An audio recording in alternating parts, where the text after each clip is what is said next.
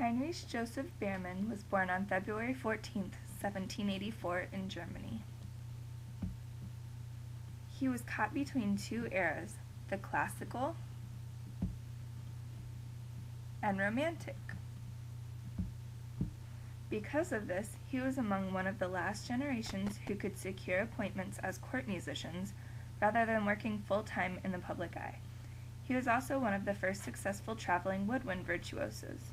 He was the man who, more than any other, established the clarinet as an expressive, romantic instrument. Although he wrote clarinet teaching pieces, exercises, chamber, and orchestral works, all which centered on the clarinet, his pieces didn't do so well with the public. However, his tone was smoother and richer than any other clarinetist of this era. His playing was particularly expressive. Baermann's life was closely linked with the military. His original instrument was actually oboe. He studied it at the Potsdam School of Music. At the young age of 14, he became a bandmaster in the Prussian Life Guards. Roughly around this time, he started studying the clarinet with Joseph Baer. Later, he took lessons with Tausch. Baermann fought and served in the Prussian army and was captured by the French in the Battle of Jena.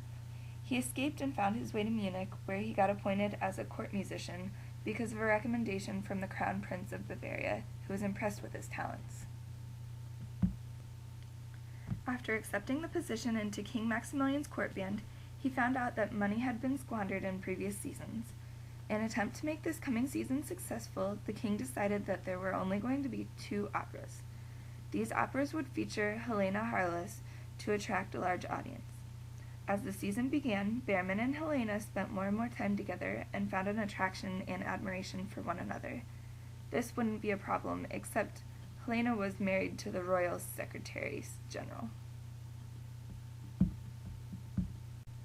Not only was she married, but she was Catholic and wasn't permitted to divorce, so Baermann, being his suave self, convinced her to be his mistress. Together they had 4 children, and her husband didn't even find out. One of these children included Karl Baermann, who became a famous clarinetist who was taught by his father. Heinrich and Helena kept this love affair going for several years.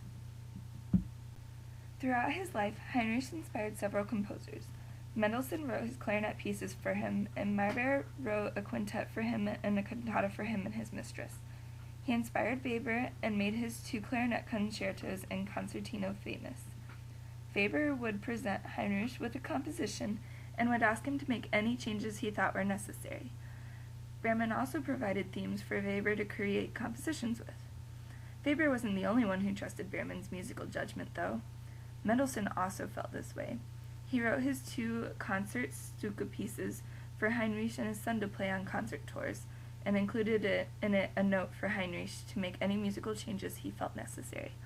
Along with these well-known composers, some other less-known composers wrote for him also. Franz Danzig and Peter von Lindpintner were among these.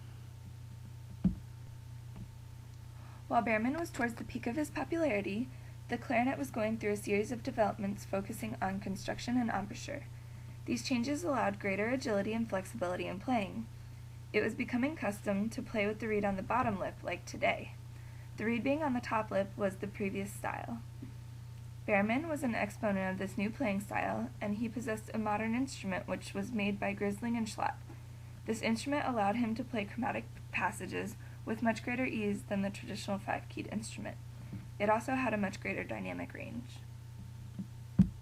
Baermann finished out his days in Munich with his job as court musician until his retirement in 1834. Not much is recorded about his death other than it occurred on June 11, 1847.